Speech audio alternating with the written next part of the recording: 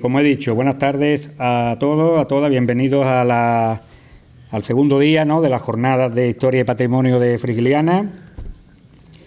En primer lugar, pues me gustaría agradecer a todos también la asistencia en nombre de la asociación La Taja, que como sabéis, pues seguimos con esta labor de difundir, preservar y poner en valor todo lo relacionado con la historia, cultura y patrimonio de Frigiliana.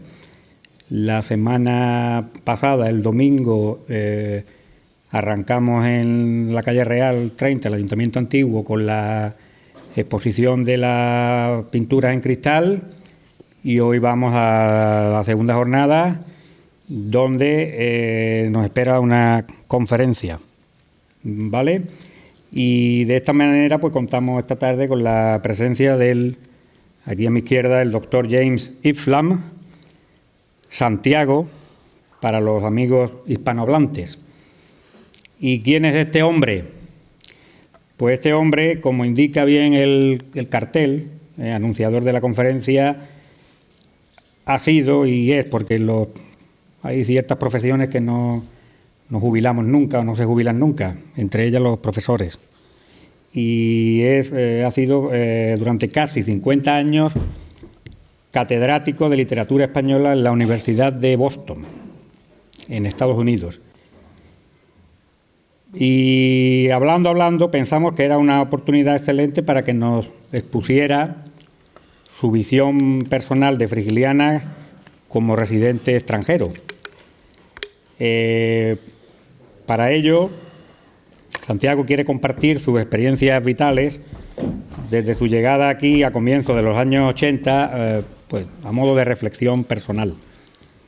Y de ahí su título, el título que hemos pensado, Frigiliana, ¿de dónde viene y a dónde va? Pues bien, seguramente muchos de los asistentes tenéis el placer de conocer personalmente a este hombre. Y yo no voy a aburrir con su currículum, que es largo. Le dije, Santiago, mándame un currículum, yo más o menos te conozco, pero para ver un poco en lo que escojo. Y me mandó 25 páginas de currículum. Y era un resumen, 25 páginas, ¿vale? La cuestión es que Santiago, que sabéis que es el nombre traducido del inglés, porque él se llama Jim, y que curiosamente la mayoría de la gente en Frigiliana piensa que es su nombre verdadero. Cuando yo, por ejemplo, le dije a mi padre que se llamaba James, me dijo, ¿eso qué es, James? Y él no sabía. No, ¿vale? Él se creía que se llamaba Santiago. Como digo, este hombre que ha enseñado la literatura española durante más de la mitad de su vida, como dije antes, en la Universidad de Boston, y al principio fue especialista en el siglo de oro español, empezando con la poesía de Quevedo, y más tarde se convirtió en uno de los grandes especialistas de la obra de Cervantes y el Quijote en concreto, ¿no? Es uno de los grandes cervantistas que tenemos vivos en el mundo. Como tal, ha viajado por todo el mundo y ha impartido y participado en cursos, seminarios, conferencias de toda índole relacionados con su especialidad. Además, pues ha publicado un montón de obras en torno al Quijote. Curiosamente, me dice que la Universidad de Alcalá acaba de publicar otra relacionada con el Quijote, ¿correcto? Que como gran filántropo que es, ha dado a bien donar algunas copias a la biblioteca. ¿Correcto? Y a mí que me tienes que dar también algunas.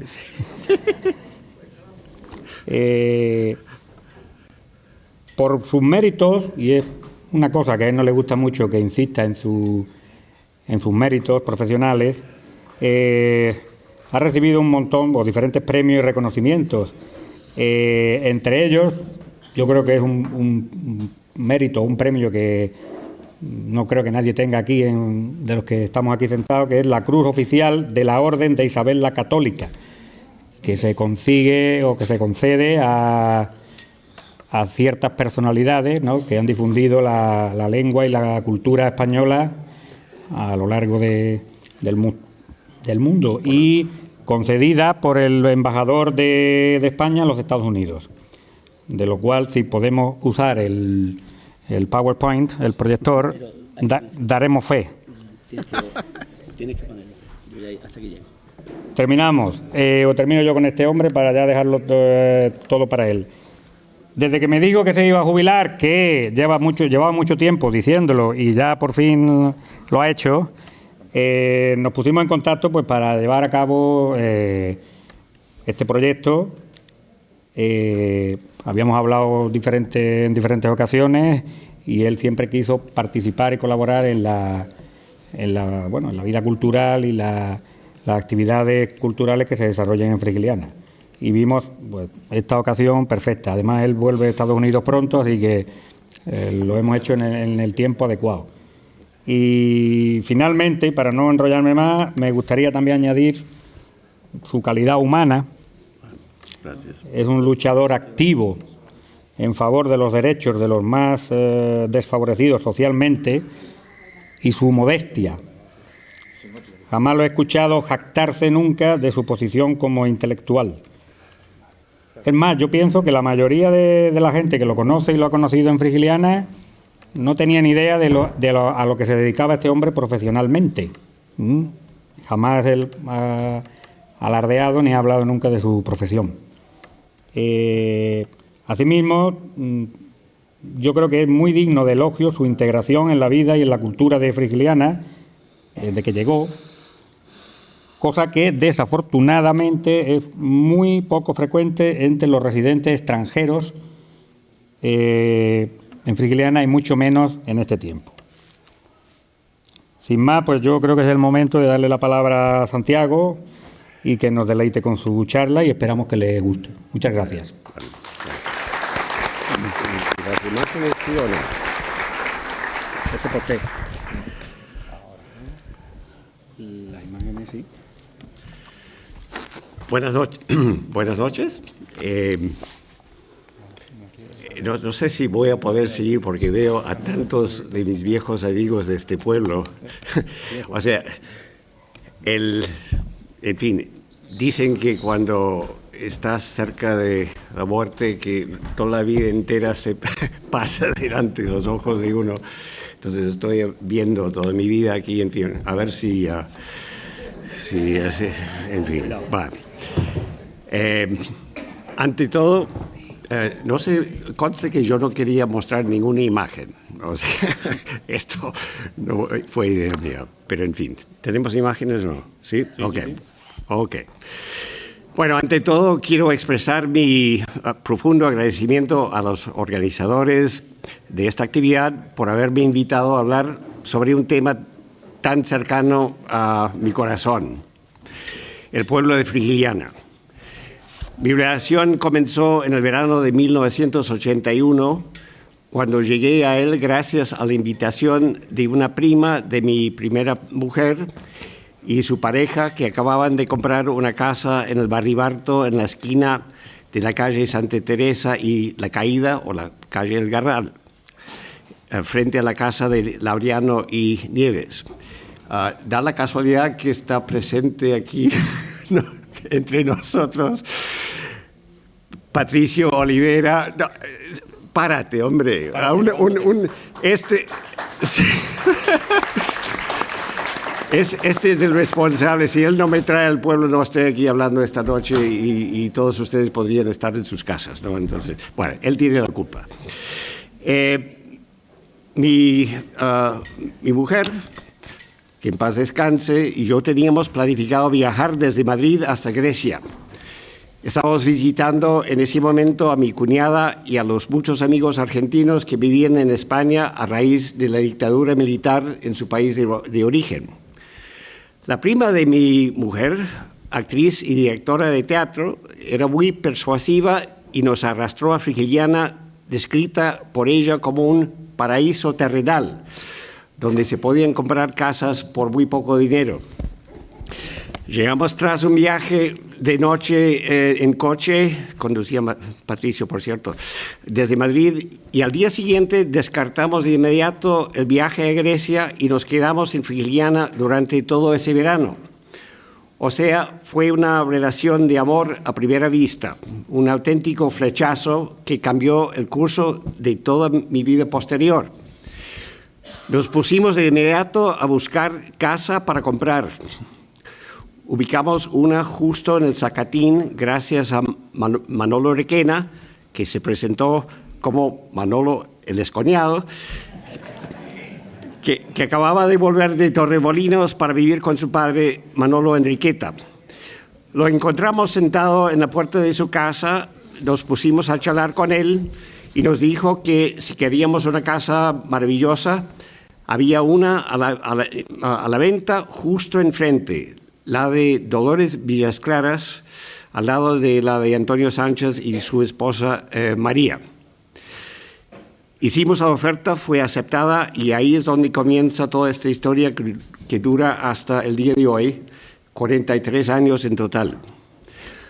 Otro capítulo fundamental de esta historia es la que se inicia con la compra en 1985 del cortijo donde resido actualmente, el llamado Cortijo de los Cobos, ubicado en el barranco de las Piedras Blancas, justo debajo del cortijo de la familia Ortiz.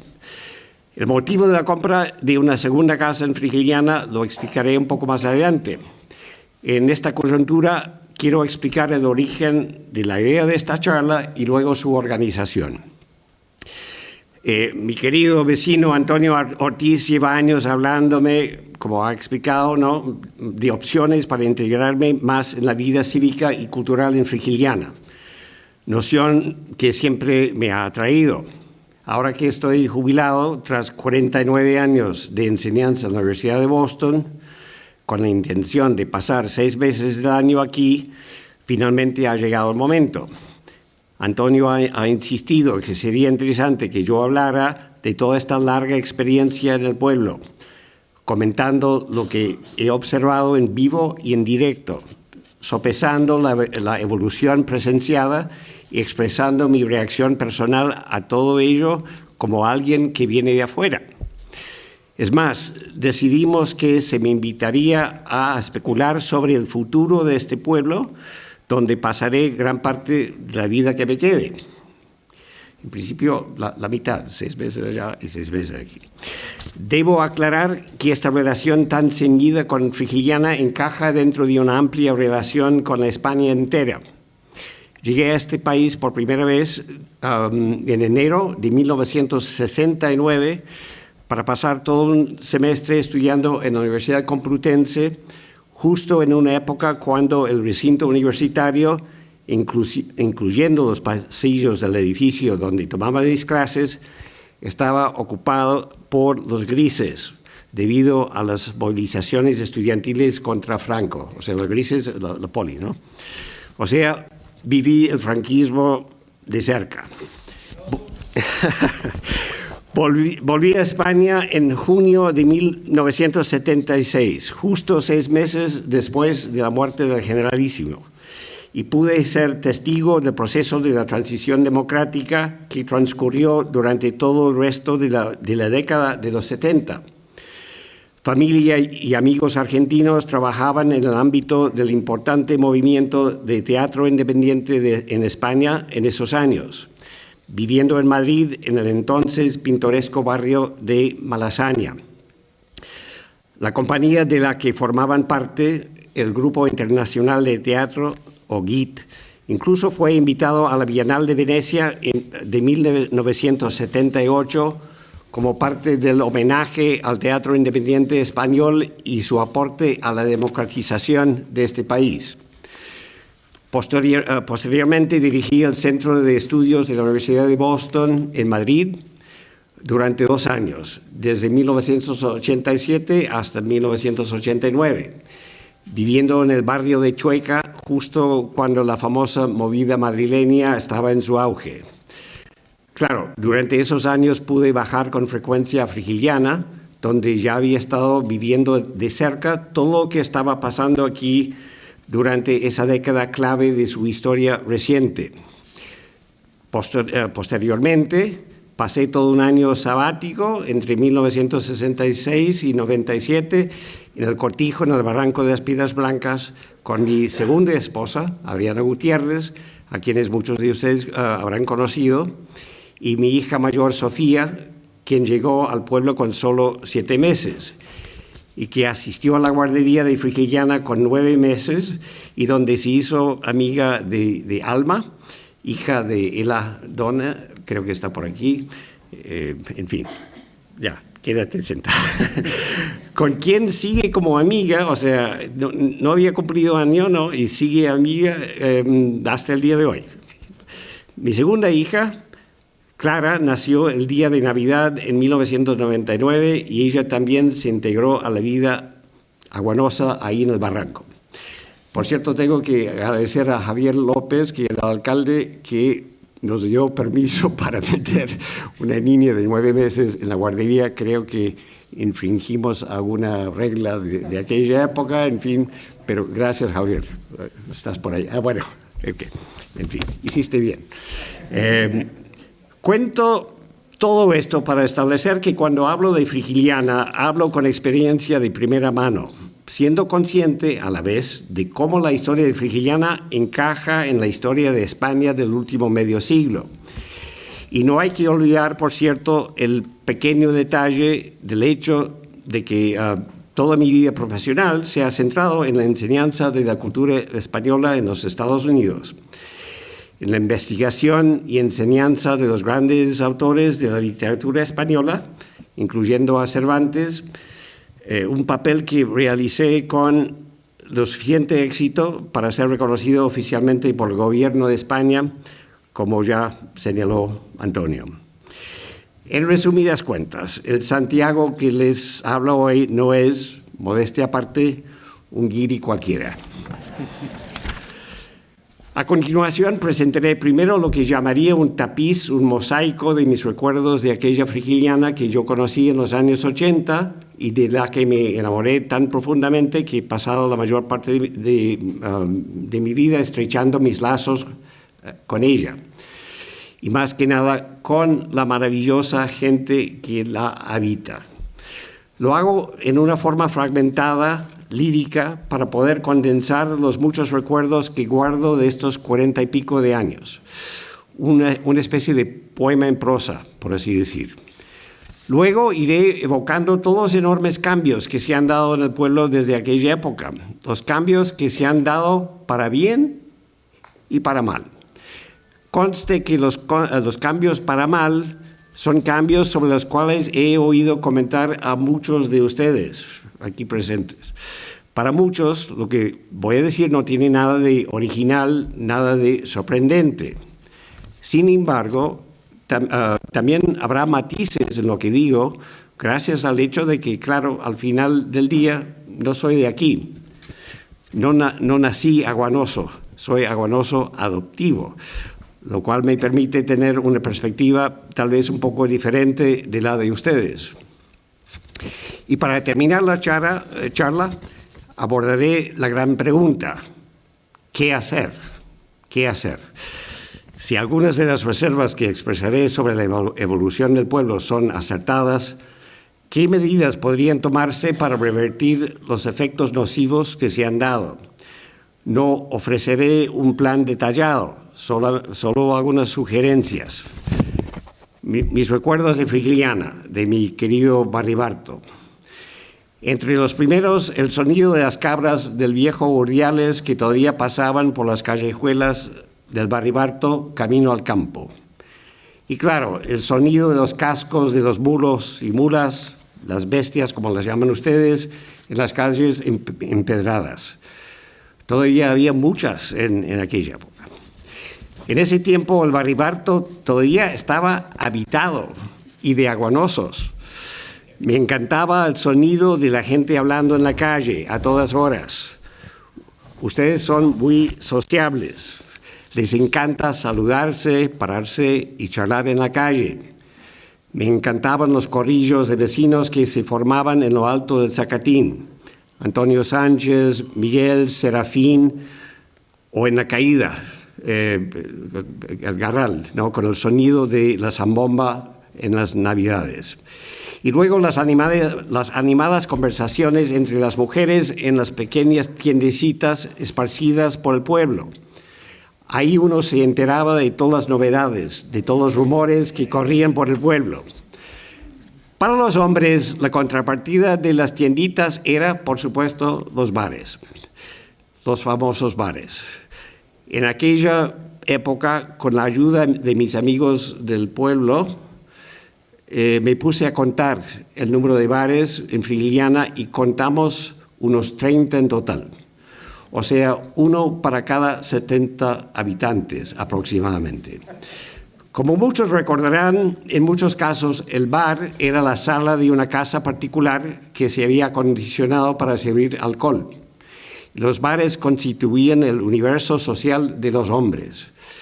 En ese contexto me enteré del fenómeno de los llamados mozos viejos, que en la mayor parte del mundo se definen simplemente como solteros o a partir de cierta edad solterones. Conste que mi estrecha relación con la gente de Frigiliana se forjó en gran medida en sus bares.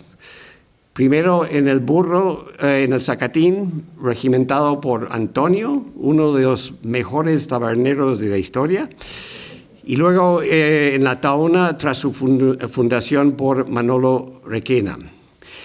Y también, por supuesto, ahora ha cambiado de nombre, en la Alegría del Barrio, regimentado en aquella época por Guillermo con la ayuda de un muy joven Eduardo.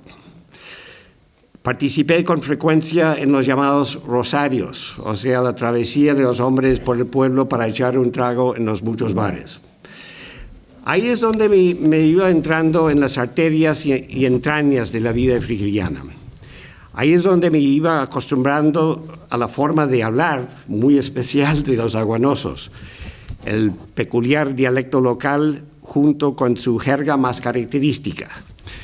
Muchos de mis amigos hispanohablantes nativos, españoles y latinoamericanos, durante sus visitas conmigo en Frigiliana, me confesaron que solo entendían la mitad de lo que oían. O sea, otra parte de mi paulatina integración a la vida aguanosa eran las comidas en los cortijos y el ambiente que se generaba ahí.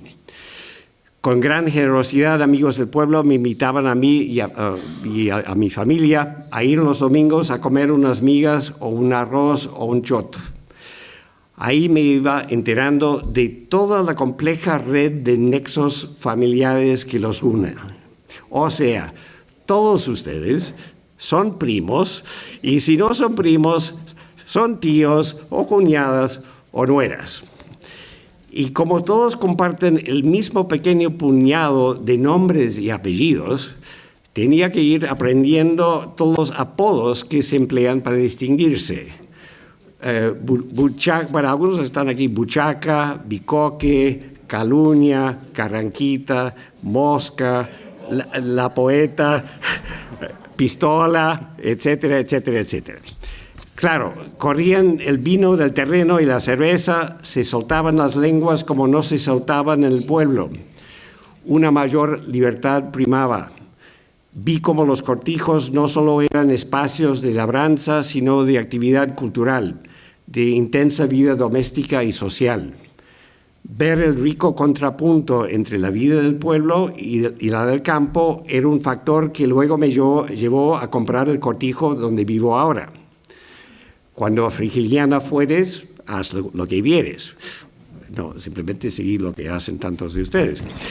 Y casi de inmediato empecé a conocer otro componente de la vida de un sector grande de los aguanosos, la actividad en la sierra. Claro, me iba enterando del papel de la actividad laboral realizada desde hace siglos, hacía siglos. La recogida de leña y de madera, de esparto, de romero y de resina, de producción de carbón y de cal, el pastoreo de las cabras, etc. Gran parte de esta actividad ya había cesado cuando llegué al pueblo en el año 81. Las piaras de cabras aún circulaban por la sierra. La de Federico el molinero era la que con la que me topaba con mayor frecuencia, y ahí, en compañía de amigos, intenté aprender a usar una honda, muchas veces con resultados desastrosos. O sea, yo iba así y la piedra iba, si había alguien atrás, en fin, quedaba como Goliat, o sea, boom, por suerte no maté a nadie. Sí. Bueno, lo que sí pude presenciar de cerca era la actividad social que aún se desarrollaba en la sierra, los encuentros entre amigos y familiares, que incluía con gran frecuencia una barbacoa o bien solo unas papas a lo pobre o unas migas. Ahí el ambiente suelto se potenciaba aún más que en los cortijos por el abundante consumo etílico. Está, ok, bueno, bien. Vamos a ver, ¿tú quieres comentarla? No sé, bueno, esta foto sí. Okay, bueno, es de una vecina. Yo estoy en esa foto, no se ve bien, pero ahí algunos reconocerán por lo menos el canario. El canario se distingue muy bien aquí a la izquierda. En fin, bueno, me refería al abundante consumo etílico. Okay. La gente se soltaba el pelo, por así decir, manifestando muchos aspectos de sus personalidades que quedaban menos evidentes del pueblo, incluyendo los bares. La sierra funcionaba como zona liberada, por así decir. Ahí se hablaba más fuerte, se gritaba más, se reía más. Ahora bien, ese contacto que tuve con la sierra tuvo otra dimensión. Se trataba no de comer carne en el río, sino de expediciones más arriba hacia la mítica Fuente del Cuervo.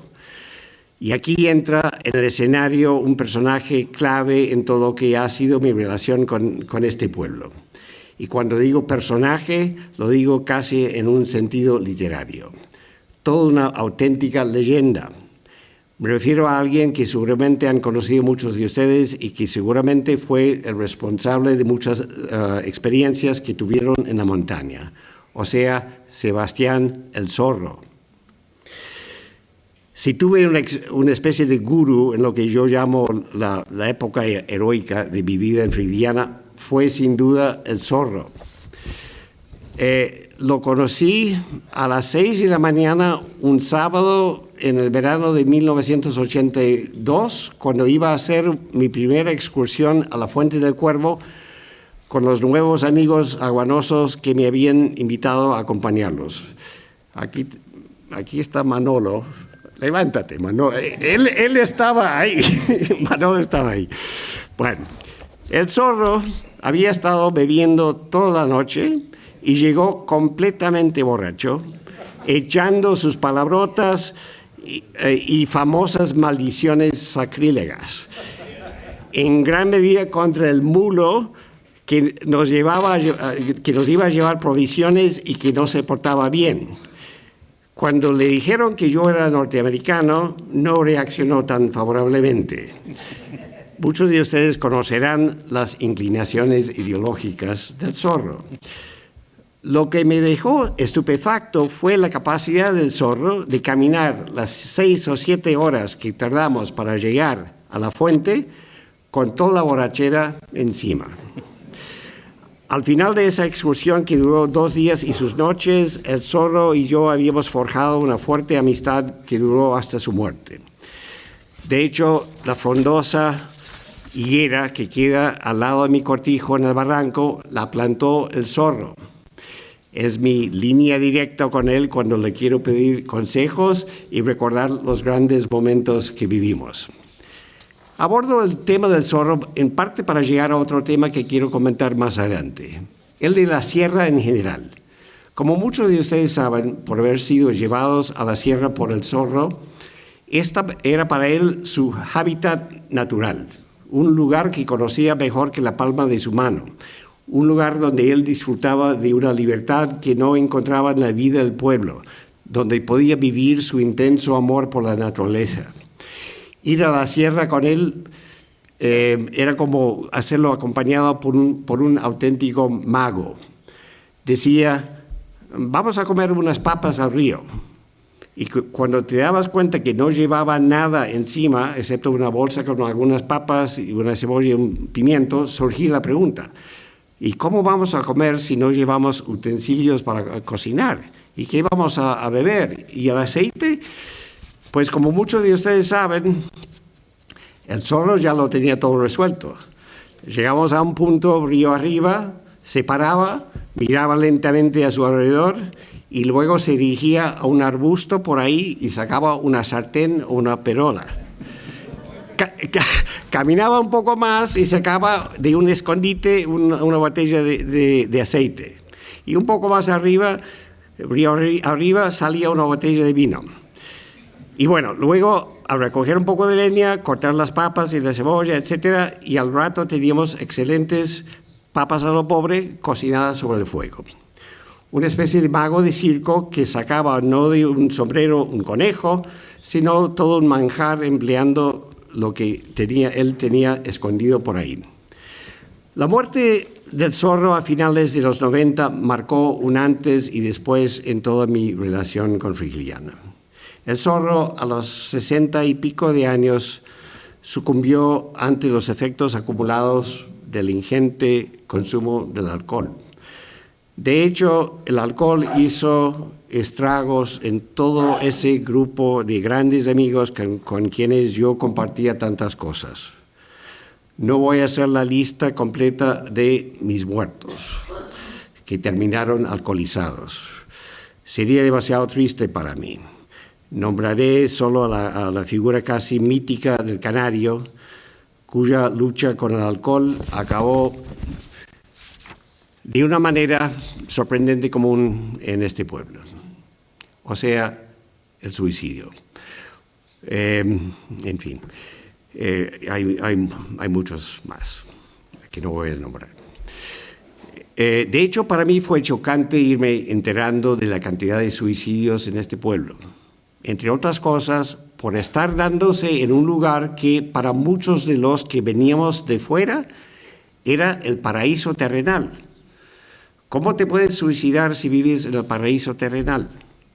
Si bien los casos que yo conozco eran casi todos mozos viejos, también me enteré de hombres casados que se habían quitado la vida.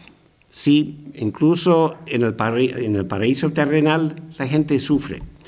Y creo que de modo paradójico, saber que vives en un paraíso y sentirse pese a ello profundamente triste, deprimido, hace que el sufrimiento sea más agudo todavía.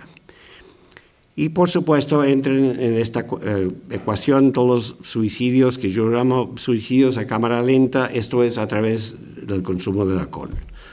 Muertes naturales, pero desde luego naturales solo hasta cierto punto. Ahora bien, es un tema triste, pero en fin, yo tengo que tocarlo porque conozco a muchos. Ahora bien, volviendo al caso de mi amigo el zorro, su declive fue motivado o exacerbado por dos motivos muy específicos. Primero, la disolución de la Unión Soviética, que para él era un gran ideal. La razón principal, no hay paro, me dijo en una ocasión, no hay paro, no hay desempleo. Pero luego algo que lo afectó aún más, esto es las crecientes restricciones al acceso y uso de la sierra, su hábitat natural. No solo era la prohibición del uso del fuego para cocinar, etcétera, sino del poder dormir en la sierra. Estas restricciones serrucharon el piso debajo de los pies del zorro. Vi como poco a poco iba viendo más, lo cual trajo todas las secuelas para su salud que serían de esperar. Y bueno, estas medidas no solo lo afectaron a él, sino a todos los aguanosos que centraban una parte importante de su vida social en esas comilonas al lado del río, entre risotadas y vinos e improperios. Esto me trae a la fase de mi charla que dedicaré a la transformación del pueblo en lo que es ahora. Muchos de los aspectos de esta transformación son altamente positivos, no cabe duda. Parte del gran encanto del pueblo, para muchos de los que veníamos de afuera, su lado pintoresco, cateto, etc., se originaba en el hecho de que Frigiliana, en términos generales, era un pueblo pobre, con un estilo de vida y con muchas prácticas culturales arraigadas en la escasez material. Es más, aún flotaba sobre el pueblo todo lo que había sido la época de la posguerra, incluyendo la actividad de los maquis o la llamada gente de la sierra, las divisiones dejadas por la guerra civil y el ambiente general surgido por las 4 décadas de franquismo.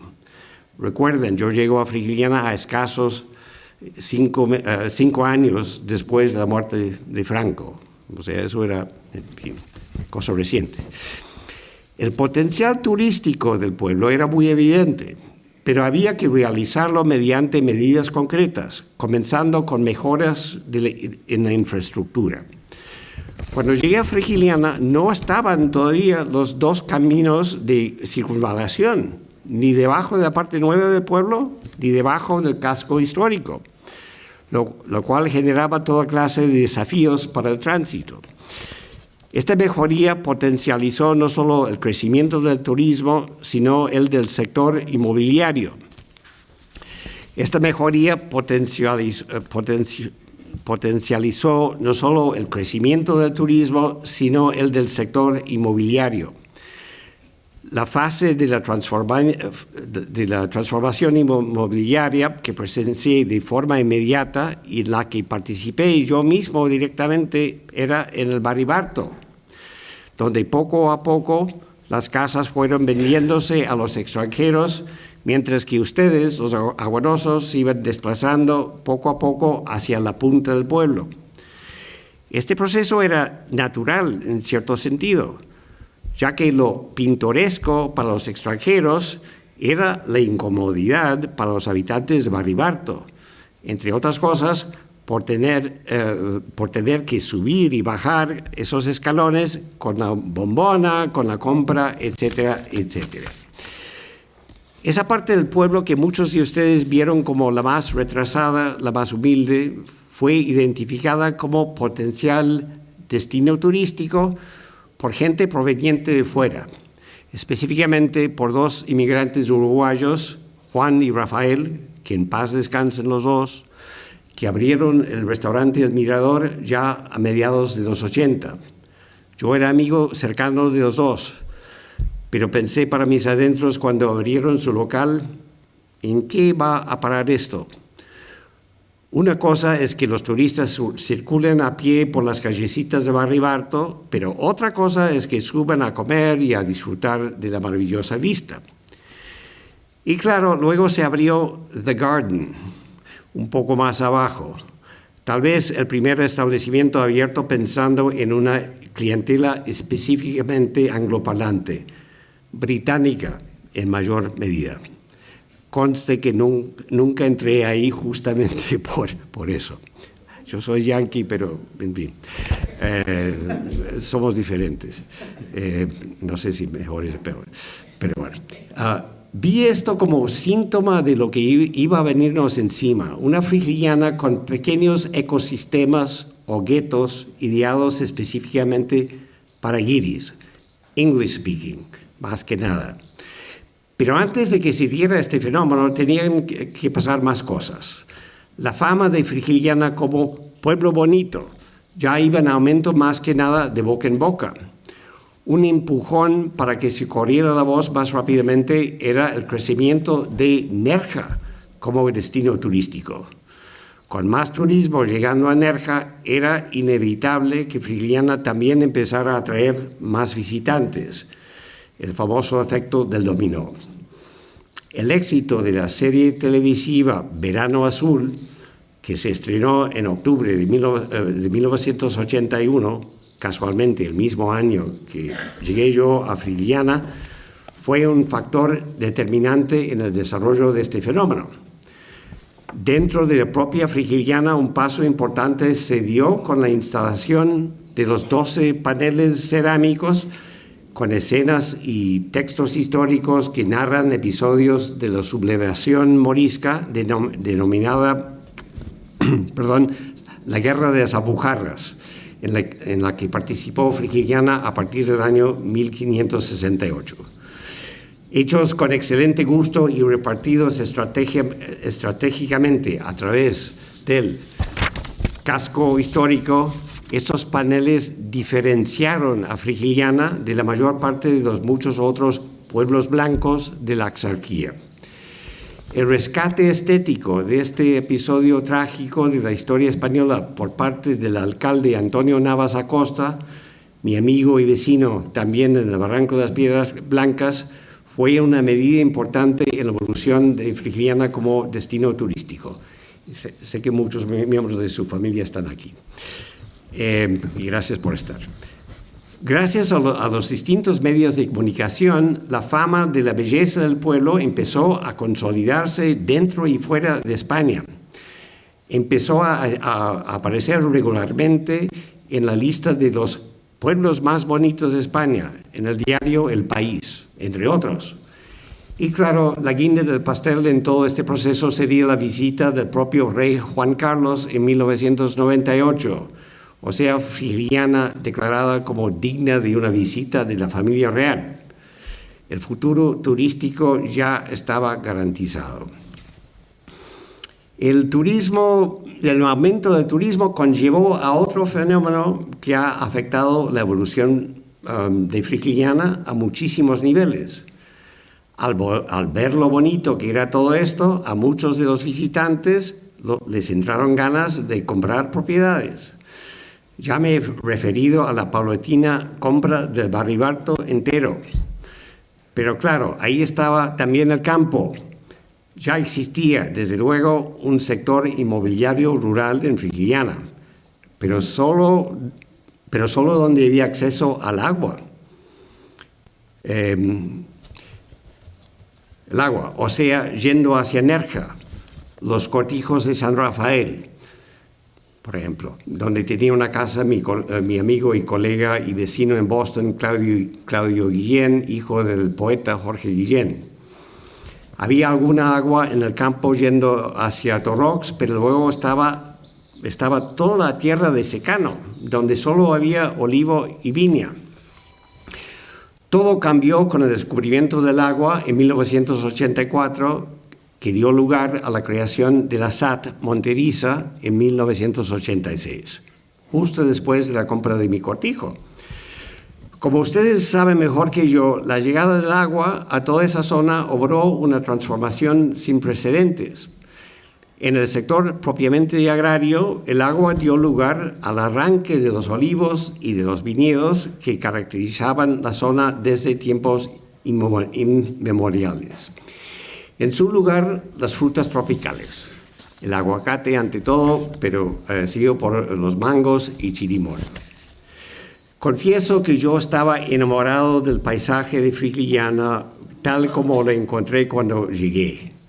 Amo los olivos y los viñedos, no solo por lo que producen, sino por su simple aspecto estético.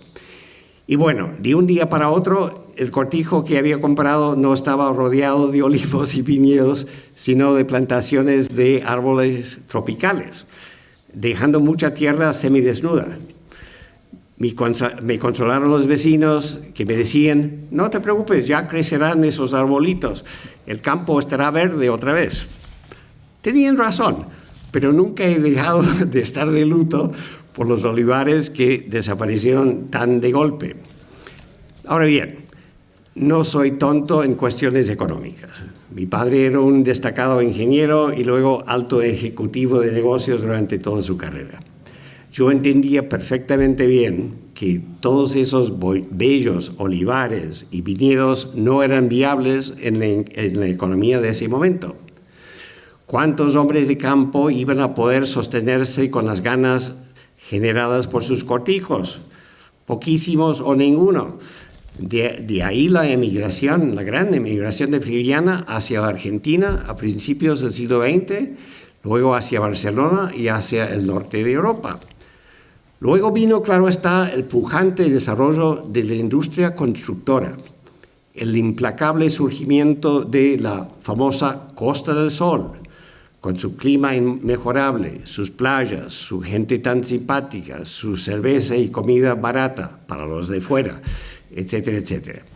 Fue una bendición para la economía del pueblo al empezar a dedicarse tantos de ustedes a la albañilería, a la construcción. Muchos de ustedes, mis amigos, están aquí y en eso trabajaron. Muchos pudieron volver de los lugares a donde habían emigrado. Poder cobrar el paro agrícola, aunque en realidad estuvieras trabajando, también era un aliciente. Alguien tiene que hacer un estudio sobre ese fenómeno que levantó al pueblo como casi ningún otro. Bueno, volviendo al tema del campo en su nueva fase, el cambio de producción agrícola en dirección de las frutas tropicales no era el único cambio que se dio. Las tierras aguanosas empezaron a ser rentables no solo por los aguacates y mangos, sino por su potencial en el sector inmobiliario. Los cortijos de los abuelos, teniendo su agua y acceso a la electricidad, podían venderse a los extranjeros. La reforma de los cortijos generaba mucho trabajo y tal vez más todavía la construcción de nuevas casas. Desde el momento en que compré mi cortijo, el cortijo de los Cobos, empezaron a aparecer nuevas construcciones, una tras otra. Desde mi cortijo veo unas 20 y pico de casas que no estaban cuando llegué. Y muchos no siguiendo el diseño de los cortijos tradicionales, sino de chalés o bien de mansiones. Me empecé a preguntar, ¿a dónde va a parar todo esto? Me voy a encontrar muy pronto en medio de una urbanización al estilo de los que se han construido yendo hacia Nerja. Este fenómeno fue potenciado por otros factores. Aparte de la ya mencionada extensión de la red eléctrica en el campo, sino por la pavimentación de los carriles. Cuando compré mi cortijo, todos esos carriles eran de tierra. Incluso el camino a Torrox todavía lo era. Transitar por ella era una aventura si uno no tenía uno de esos Land Rover que proliferaban en Frigiliana. Únicamente los guiris más atrevidos o los hippies iban a comprar o construir casas en esa zona. Ahora bien, la venta de cortijos ya existentes y la construcción de nuevas casas solo representaban un componente del desarrollo inmobiliario ahí en el campo. Aquí llegamos al tema del alquiler de las viviendas rurales, más que nada, al parecer, a clientes extranjeros.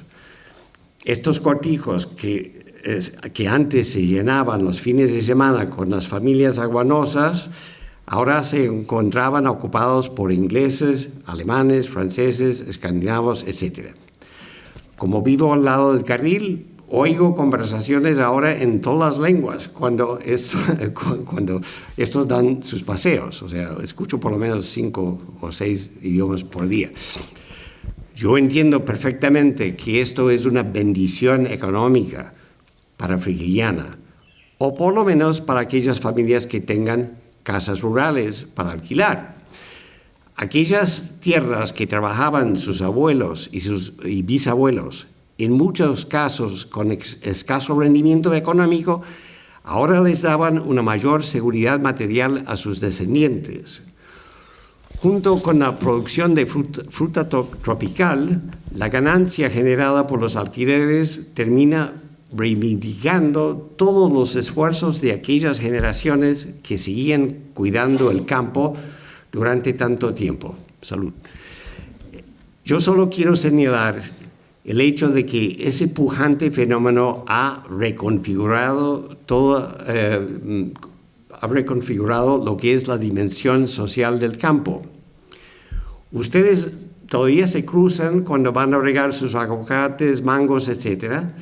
y muchos aún se encargan de preparar las propiedades que alquilan, pero desde luego ha desaparecido en gran medida la rica textura social que existía antes. Ya se oyen menos los alegres sonidos que surgían en el campo cuando se reunían las familias. Y ya sé que el fenómeno de los alquileres también ha reconfigurado la textura social del propio pueblo. Junto con la llegada de autocares llenos de turistas, el alquiler de tantas casas en el pueblo a turistas extranjeros modifica la interacción social y cultural del pueblo. Yo sé que este fenómeno es variable. Con los desplazamientos demográficos de los nativos de Frigiliana en distintas direcciones, se ha dado el restablecimiento de núcleos auténticamente aguanosos, por así decir, y la consiguiente preservación de una parte de lo que era la Frigiliana de antes. Pero como me han dicho muchos amigos que viven ahí en la parte nueva, también las cosas están cambiando. Y desde luego sé que muchos de ustedes se han ido a vivir al campo, como yo, lo cual mitiga un parte de esa tendencia que mencioné antes, o sea, el campo lleno de inquilinos extranjeros. Este fenómeno de los alquileres, tanto en el campo como en el pueblo mismo, parecería estar generando lo que se podría llamar una clase rentista, es decir, aquella gente cuyos ingresos provienen principalmente de los alquileres. No digo que esto sea necesariamente malo.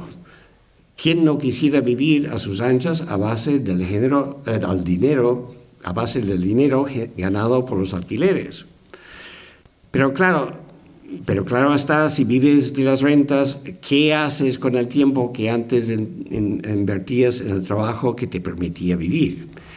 Sé de sobra que ser dueño de propiedades de alquiler puede implicar bastante trabajo y muchas molestias.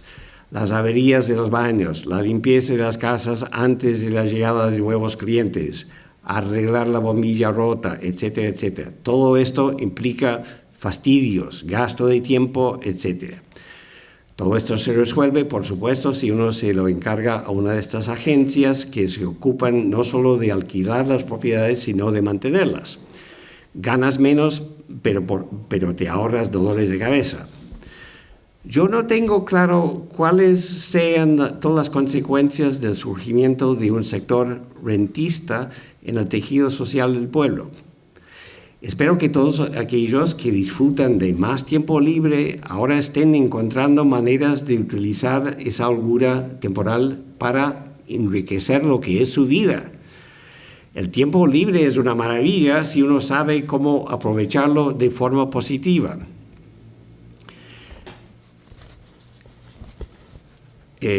Tengo algo que voy a suprimir.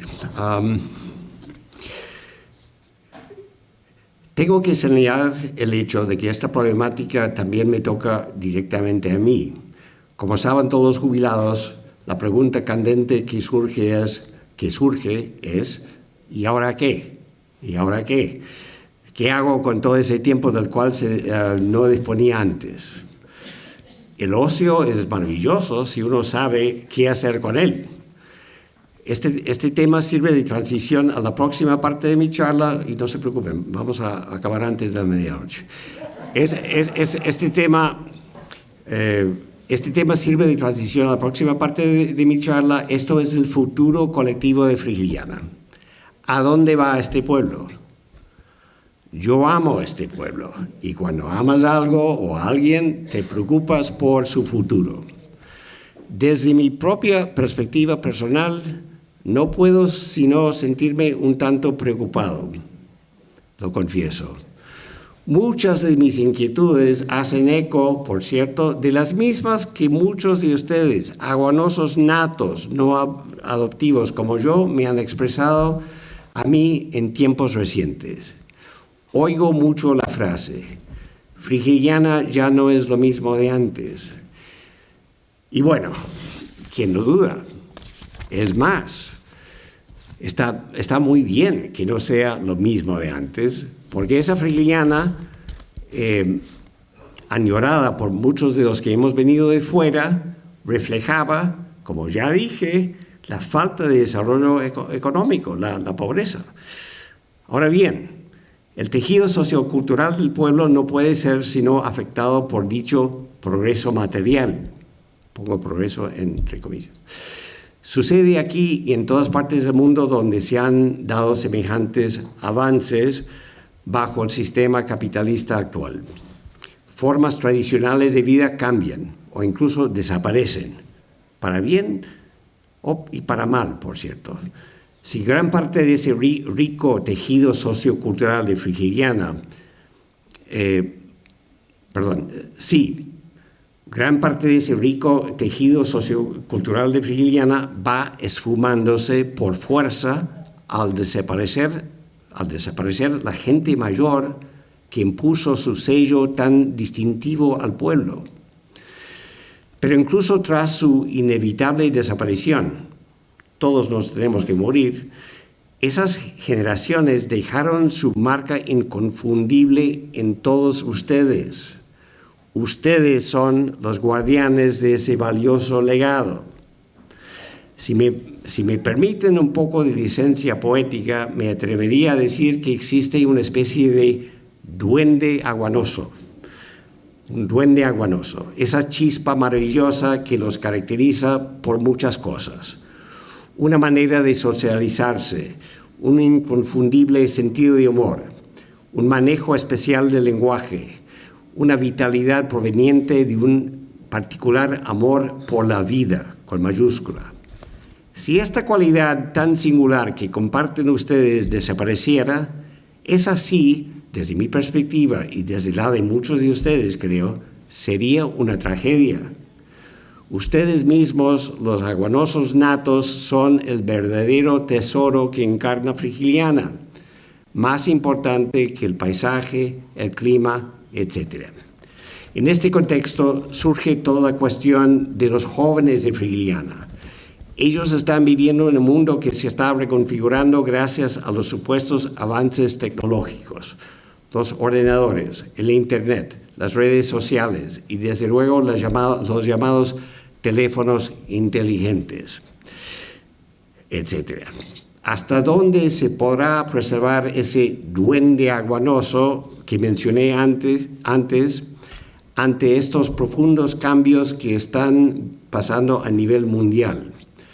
¿Hasta qué punto van a poder ustedes, los aguanosos adultos, transferir esa maravillosa herencia sociocultural a sus hijos y a sus nietos? Al final de la charla abordaré ese preciso tema en mayor detalle, pero ahora quiero señalar un factor fundamental, ya mencionado, que va a incidir forzosamente en toda la trayectoria posterior de Frigiliana. Me refiero al turismo masificado. Que conste, el turismo es una cosa, el turismo masificado es otra.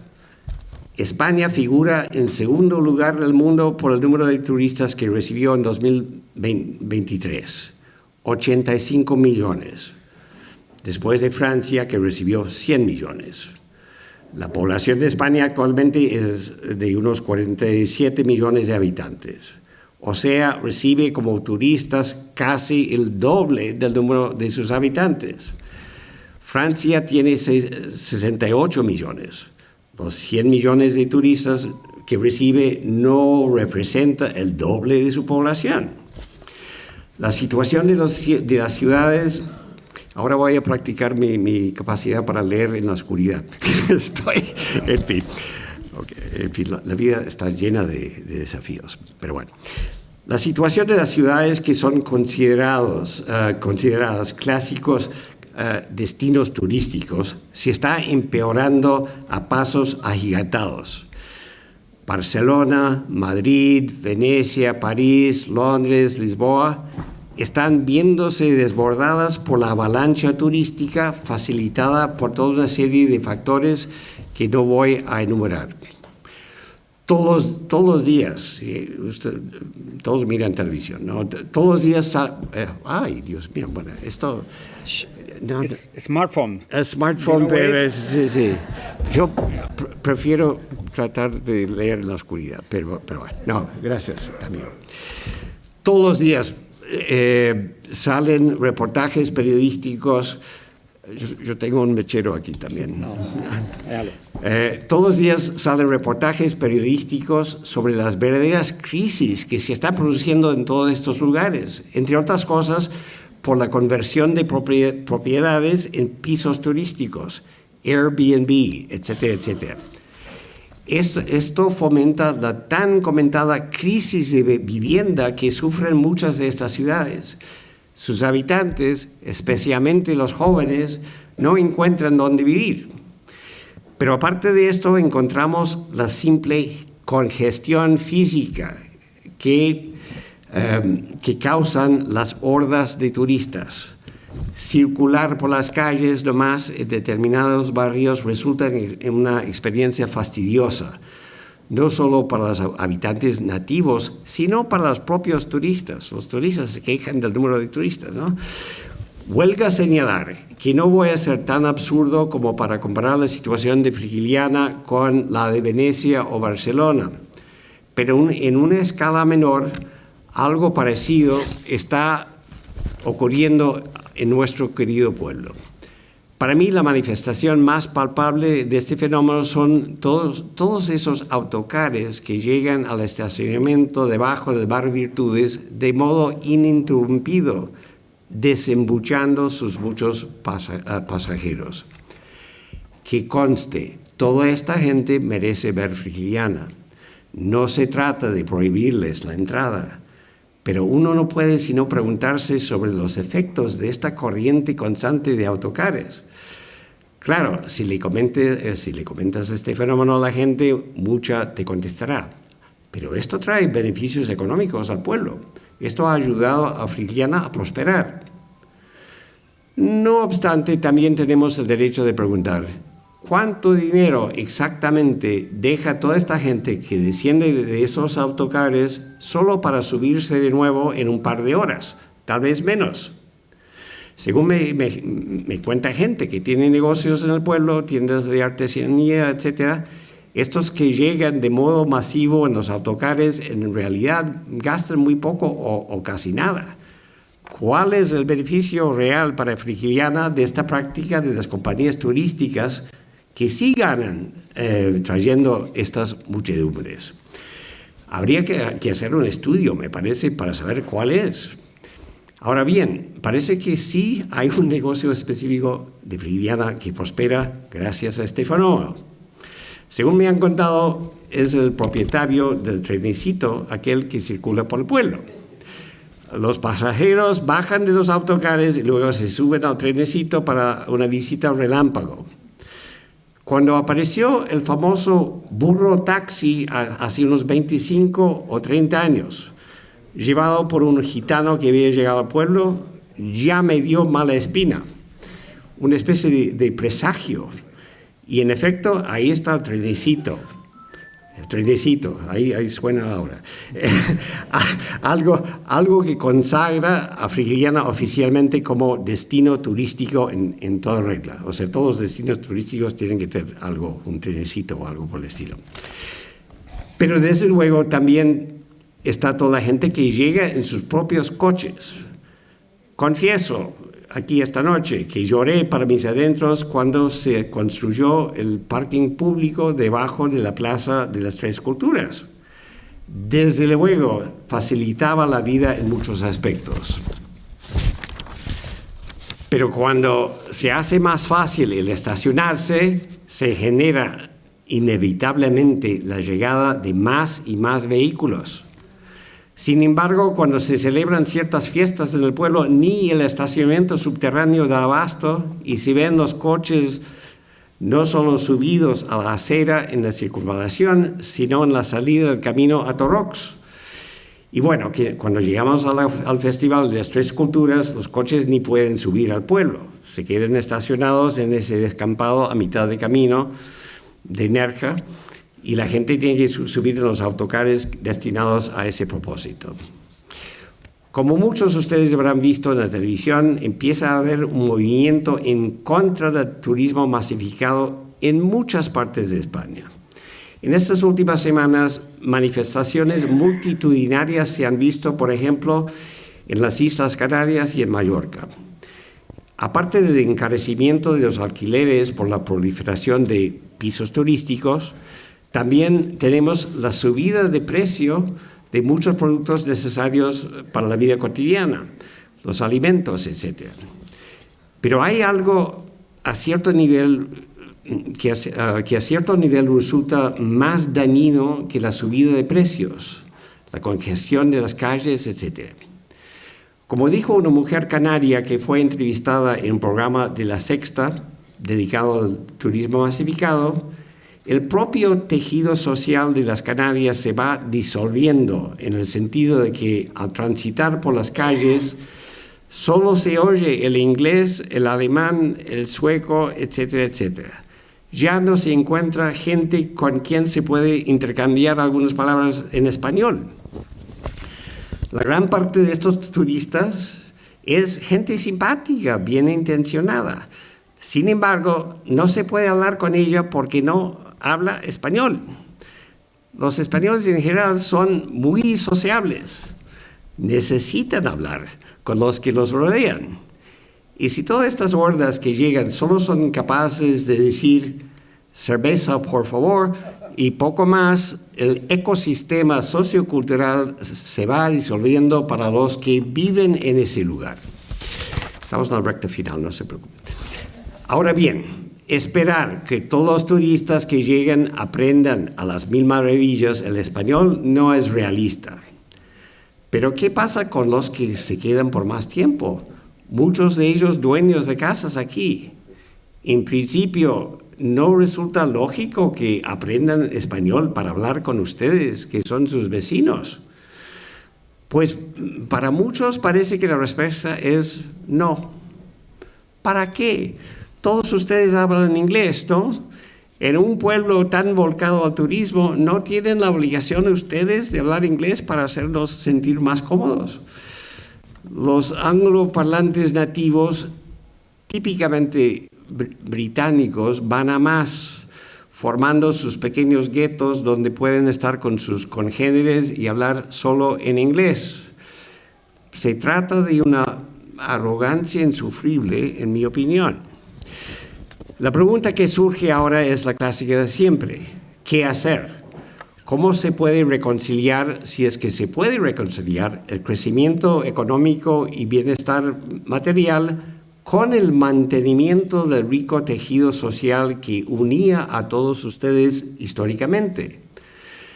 Si lo que yo me atrevo a llamar el alma de Frigiliana, su espíritu tan único, está realmente en peligro, como tantos de ustedes mismos me comentan, ¿se pueden tomar medidas para afrontar este peligro? Lo que viene a continuación, estamos en la recta final, lo que viene a continuación, la parte que se dedica a contestar la pregunta ¿a dónde va Frigiliana?, no representa un programa político, entre comillas, que vengo a presentar en plan de dar cátedra. Es el fruto de mis largas meditaciones sobre este tema. Si yo estuviera aquí en Frigiliana simplemente para pasar ahora mi jubilación con el solecito, con mi pescadito en la playa, etcétera, no perdería el tiempo imaginándome soluciones para lo que tanto me preocupa. Aclaremos desde el principio, no voy a proponer una vuelta nostálgica a un pasado en el que Frigiliana era más pintoresca, una Frigiliana por la que pasaban piaras de cabras y se oían las pisadas de los muros, etcétera, etcétera. No abogaría a favor de una lucha feroz contra el turismo, que en efecto ha potenciado el crecimiento del pueblo, no hay duda. No procuro cultivar lo que algunos llaman turismofobia. Tampoco voy a decir, arranquemos ya los árboles tropicales, volvamos a cultivar solo el olivo y la vid. Tampoco, sin embargo, voy a decir, reconozcamos que todo esto que nos ha pasado es irreversible. Levantemos la bandera blanca y acostumbrémonos a lo que Frigiliana ha venido a hacer en los últimos 30 o 40 años. Es ley de vida. En la raíz de muchos de los males que tantos percibimos es algo que sigo recalcando. No es el turismo en sí, sino el turismo masificado. Toda esa gente que ya está protestando en las calles de las Canarias, de Mallorca, de Barcelona, está protestando contra un fenómeno que no les permite a los propios nativos vivir dignamente en el lugar que es suyo. Su objetivo, claro está, es el de encauzar el turismo hacia un turismo sostenible. Un turismo que siga potenciando, eso sí, la economía local, pero que no llegue a un nivel que acaba expropiando el lugar para el beneficio de la industria turística. Okay. En el caso de Frigiliana, una medida obvia para mí es reducir el número de los autocares turísticos que pueden llegar al pueblo diariamente. Estos autocares son los equivalentes de aquellos cruceros que están produciendo estragos en tantas ciudades del mundo. Menos mal Frigiliana no está sobre el mar, porque si me dicen eso, o sea, restringir el número de autocares, si me dicen que eso no sería legal, yo diría, no señor, este pueblo tiene su propio gobierno local y nosotros decidimos nuestras leyes. Si queremos imponer estas restricciones, tenemos el derecho de hacerlo. Luego se podría hacer lo que están haciendo muchos gobiernos municipales. Esto es empezar a controlar la oferta de pisos turísticos o de casas rurales, etc. Para que si un habitante nativo del lugar quiere vivir en él, puede hacerlo.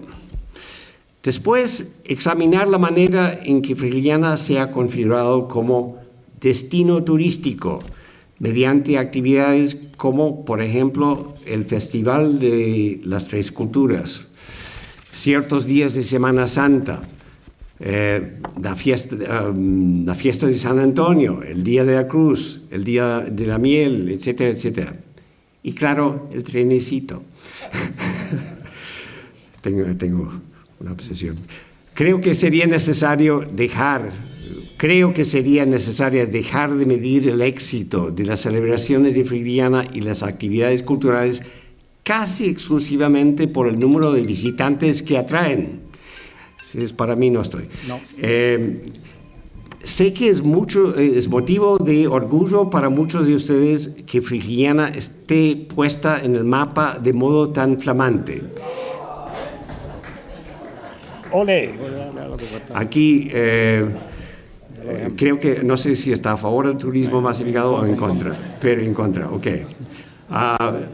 Retomo la palabra. Okay. Sé que es motivo de orgullo para muchos de ustedes que Frigiliana esté puesta en el mapa de modo tan flamante, pero sé también que otros muchos también se preguntan por el beneficio económico real que trae al pueblo y también por el desgaste de la calidad de vida de los que viven aquí.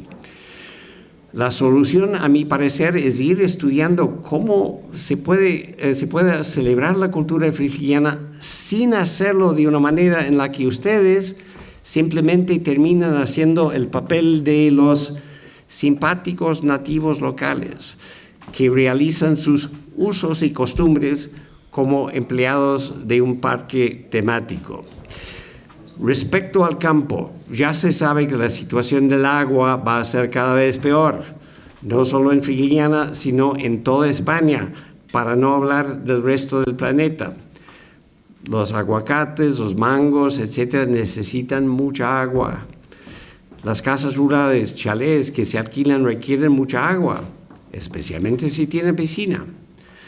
Todo el mundo tiene que tomar conciencia del hecho de que es perfectamente posible, y aquí y en cualquier parte del mundo, matar la gallina que pone los huevos de oro. Si sigue escaseando el agua, tal vez a niveles más serios, mucho más serios por el evidente cambio climático, ¿qué van a hacer ustedes? ¿Destinamos el agua para los árboles tropicales o para las casas o para las piscinas? ¿Y qué pasa con el tema del agua para la gente que vive en el propio pueblo? Están surgiendo graves conflictos ya en otras partes del mundo por este tema. Los campesinos mexicanos que están movilizándose en contra de las plantaciones de aguacates porque no les queda suficiente agua para cultivar productos de primera necesidad, su maíz, su frijol, etc.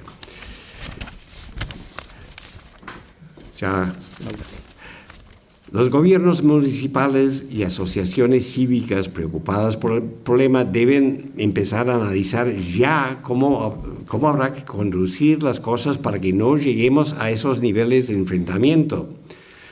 Se han hecho montones de estudios sobre este tema y hay muchos técnicos especializados en él. ¿Qué dirían estos sobre el caso específico de Frigiliana? Para reintegrar la sierra en la vida del pueblo, me parece que habría que estudiar formas de hacerlo responsablemente. Esto es para que el pueblo recupere parte esencial de su cultura social. Sé que se pueden dar paseos por el río ahora mismo, pero si lo haces, casi siempre te encuentras solo con turistas extranjeros o españoles. Ya no se encuentran esas reuniones de aguanosos preparándose sus papas, su carne asada, etc. ¿Por qué no establecer un sistema de permisos para hacer reuniones sociales con fuego para cocinar en la sierra? Pero solo para la gente del pueblo, no para turistas que llegan con abundante dinero. Luego hay otro frente clave en el que pelear: los padres de las nuevas generaciones. Los abuelos y las abuelas, la escuela donde estudian, deben preocuparse a tope por enseñarles a dichas generaciones sobre el pasado de este pueblo, lo bueno y lo malo, sobre su rica cultura y sus muchas tradiciones. En ese sentido, aplaudo mucho la actividad de esta misma asociación cultural que tan amablemente me ha invitado a hablar hoy. Me parece que se deberían apoyar a más no poder todas las iniciativas culturales y cívicas del pueblo, tanto desde el ayuntamiento como desde la propia sociedad civil del pueblo. Aquí incluiría, en fin, la Asociación Agrícola y Cultural Oleo Frigiliana, hay que apoyarla, y cualquier grupo que iniciara un amplio proyecto de historia oral. La gente mayor va desapareciendo, o sea, hay que hablar con ellos y grabar, ¿no? lo que ellos tendrían que decir a las próximas generaciones. En fin, por ahí hay ya algo existente. Volvamos ahora, y no se preocupen, ya están las cervezas esperando. Volvamos ahora al tema de los habitantes del pueblo que son de origen extranjero. Ya comentamos la merma de la interacción social que significa el hecho de que muchos de los integrantes de este sector no se preocupan por aprender el español y por tanto quedan ajenos a la auténtica vida del pueblo. Me parece que habría que estudiar posibles modos de fomentar sistemáticamente el interés por aprender el español por parte de este sector, por lo menos en el caso de los que pasan más tiempo aquí. Por cierto, esto no es propaganda pagada por Antonio, que okay. Sí, okay. No me ha pagado nada. Cada vez más van a ser pensionistas de otras partes de Europa. Ya se sabe que la vida de los jubilados ofrece sus desafíos, incluso si se quedan a vivir en sus propios países. El aislamiento, la soledad, la marginación, etc. Claro, ustedes colectivamente les hacen el favor aprendiendo a hablar inglés, que por cierto también es la segunda lengua para muchísimos de ellos. Como esta gente está viviendo en España, lo más propio es que aprendan español, que al final del día no es exactamente una lengua menor. Estoy seguro de que muchos de ellos quisieran incorporarse más a la vida del pueblo, conocerlos a ustedes y su cultura mejor. Habría que desarrollar estrategias para integrar esta población al tejido sociocultural del pueblo. Es más, creo que muchos de ellos quisieran contribuir algo a este pueblo. Muchos han tenido carreras exitosas en sus profesiones y tal vez estén dispuestos a compartir sus experiencias, especialmente con la gente joven, los estudiantes de secundaria o incluso de primaria. Este pueblo nos enriquece a nosotros, los que venimos de fuera, en términos vitales y espirituales. ¿Por qué no nos animan a devolver algo a ustedes en la medida de lo posible? Aquí tal vez me termine contradiciendo al decir que por motivos prácticos este tipo de actividad se tendría que realizar en inglés en gran medida. Pero como sistema educativo español, para bien o para mal, está metiendo el inglés a punta y pala en la cabeza de los jóvenes, sería provechoso tal vez organizar actividades con los jóvenes en las que los jubilados extranjeros conversaran sobre sus experiencias laborales en inglés como parte de la actividad docente. En fin, hay muchas otras ideas que podríamos explorar, pero quiero abusar de su amable paciencia. Para ir finalizando, diré que pese a todos los desafíos que todos los desafíos que Frigiliana tiene que afrontar en su futuro, puedo decir que soy optimista al respecto. Mi optimismo se basa en lo que son ustedes mismos, los aguanosos que a través de los años, a través de los siglos, han podido superar muchos desafíos, en gran medida gracias a esa esencia, ese espíritu que les caracteriza. Esa esencia tiene sus raíces, creo yo, en la misma tierra sobre la que está edificado este pueblo. La maravillosa sierra, las colinas onduladas donde se han construido los cortijos. Esa esencia está en el aire que baja de la montaña y que sube del mar, en la flora y la fauna, y luego en el sol y la luna que lo iluminan todo. La pregunta que planteo en el título de mi charla, ¿a dónde va Frigiliana?, la contestarán ustedes mismos. Y me gusta creer que escogerán la dirección correcta. En tiempos recientes, Frigiliana se ha convertido en la gallina que pone los huevos de oro. ¿Es posible matar a esa gallina? Pues sí, es perfectamente posible. Por ejemplo, por no obrar a favor de un turismo sostenible. Pase lo que pase, guardaré mis buenos recuerdos hasta el día que me muera y me lleven a los 4 marjales. Por todas estas experiencias que han moldeado mi vida, que la han enriquecido tanto, por las calurosas relaciones humanas que he mantenido todos estos años y que procuraré guardar hasta siempre, yo declaro aquí esta noche en público mi profundo agradecimiento al pueblo de Frigiliana. Pase lo que pase en el futuro, nadie me podrá quitar lo bailado.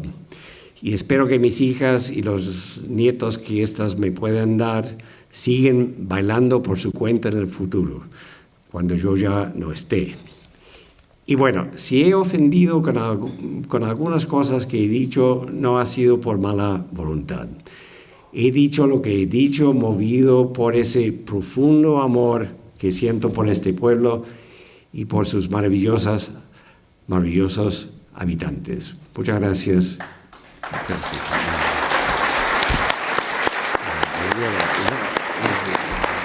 Coloquio, decimos algo del coloquio. Gracias.